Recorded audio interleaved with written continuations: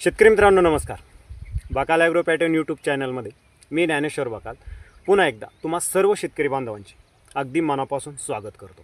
शेतकरी मित्रांनो, आज आपण कपाशीच्या प्लॉटमध्ये आहोत आणि सध्या परिस्थितीमध्ये बऱ्याच शेतकऱ्यांच्या कपाशी पिकामध्ये पातेगळ ही समस्या आपल्याला तिथं पाहायला मिळते.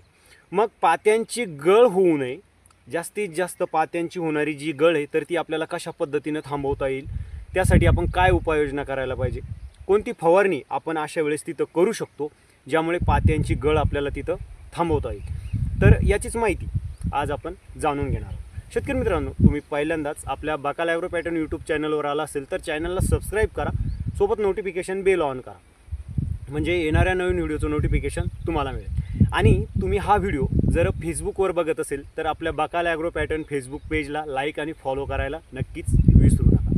शेतकरी मित्रांनो, सध्या कपाशी पिकामध्ये पातेगळ ही एक कॉमन समस्या आहे आणि बऱ्याच ठिकाणी आपल्याला पातेगळ होताना तिथं पाहायला मिळते. मग याच्यासाठी शेतकरी बरेच वेगवेगळे उपाययोजना त्या ठिकाणी करत असतात, बऱ्याच वेगवेगळ्या फवारण्या करतात. दुकानदाराच्या सल्ल्यानं महागडे टॉनिक PGRच्या आपण तिथं फवारण्या शेतकरी करताना पाहायला मिळते. पण शेतकरी मित्रांनो, फारसा आपल्याला या ठिकाणी खर्च करायचा नाही. एक अतिशय कमी खर्चामध्ये मी तुम्हाला एक फवारणी सांगतो, ज्या फवारणीमुळे पात्यांची होणारी गळ नक्कीच त्या ठिकाणी तिथं तुम्हाला बऱ्यापैकी जी आहे तर ती कंट्रोल करता येईल, म्हणजे होणारी पातेगळ तिथं थांबवता येईल. तर यासाठी शेतकरी मित्रांनो, आपल्याला खूप जास्त म्हणजे महागडे टॉनिक PGR वगैरे वापरायचे नाही आहे, तर साधं एक बुरशीनाशक, एक विद्रव्य खत आपण त्याच्यामध्ये फवारू शकतो. आणि झालंच तर एखादं PGR, स्वस्तातलं PGR आपण त्या ठिकाणी फवारणी करू शकतो, ज्यामुळे पिकामध्ये होणारी जी काही पातेगळ आहे कपाशीच्या पिकामध्ये तर ती आपल्याला तिथं थांबवता येईल.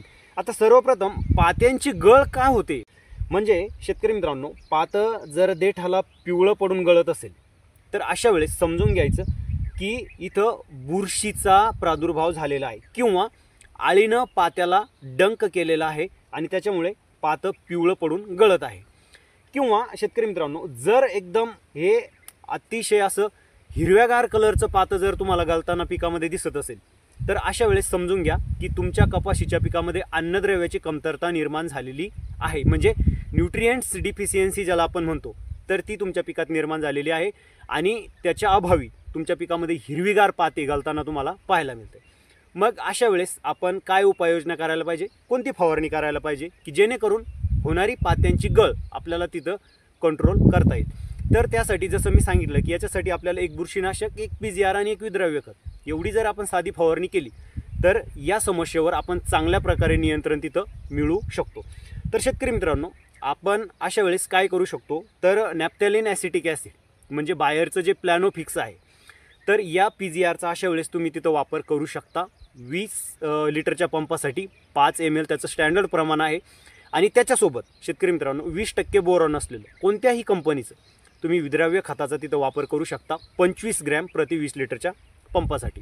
बोरॉनमुळे शेतकरी मित्रांनो पिकामध्ये सेल डिव्हिजनचं काम होतं, फुल निर्मिती करणाऱ्या हार्मोन्सला बोरॉन चांगल्या प्रकारे ॲक्टिव्ह करतं, त्याच्यामुळे जास्तीत जास्त पाते धारणा होते. आणि प्लॅनोफिक्स हे पात्यांची गळ तिथं होऊ देत नाही. तर प्लॅनोफिक्स आणि बोरॉन आणि त्याच्यासोबत एक बुरशीनाशक म्हणजे तुम्ही साप पावडरचा अशा वेळेस तिथं वापर करू शकता. किंवा शेतकरी मित्रांनो, हरू बुरशीनाशकाचा तुम्हाला तिथं वापर करता येतो, पण याची सुसंगता अगोदर तपासूनच तिथं हरू बुरशीनाशकाचा वापर करावा. साप बुरशीनाशक फवारणी करायला हरकत नाही. शेतकरी मित्रांनो, आता पातं जर हिरव्या प्रकारचं पातं गळत असेल तर अशा वेळेस तुम्ही प्लॅनोफिक्स आणि बोरॉनच्या ऐवजी शेतकरी मित्रांनो प्लॅनोफिक्सच्या जागेवर तुम्ही 13-40-13 या विद्रव्य खताचा वापर करू शकता आणि त्याच्यासोबत तुम्ही बोरॉनचा सुद्धा वापर तुम्हाला तिथं करता येतो. 13-40-13मुळे तुमच्या पिकाच्या वाढीला चालना मिळते, नवीन पाते धारणा होते.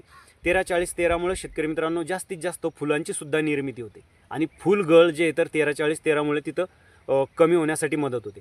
त्यामुळे 13-40-13चा जरी तुम्ही अशा वेळेस वापर केला तर तुमच्या पिकात आलेली जी काही अन्नद्रव्याची कमतरता आहे तर ती चांगल्या प्रकारे भरून निघते आणि एकंदरीतच होणारी जी काही पातेगळ आहे तर ती आपल्याला तिथं चांगल्या प्रकारे नियंत्रणात आपल्याला करता येते. शेतकरी मित्रांनो, तर अशा पद्धतीनं हे जे काही 2 पर्याय मी तुम्हाला सांगितले, प्लॅनोफिक्स बोरॉन आणि साप पावडर किंवा 13-40-13 बोरॉन आणि साप पावडर, या 2 पैकी कोणतंही एक कॉम्बिनेशन घेऊन जर तुम्ही पातेगळ होताना फवारणी केली तर नक्कीच पातेगळ वर तुम्ही चांगल्या प्रकारे नियंत्रण हे मिळवू शकता. शेतकरी मित्रांनो, हा व्हिडिओ आवडला तर लाईक करा आणि जास्तीत जास्त शेअर करा.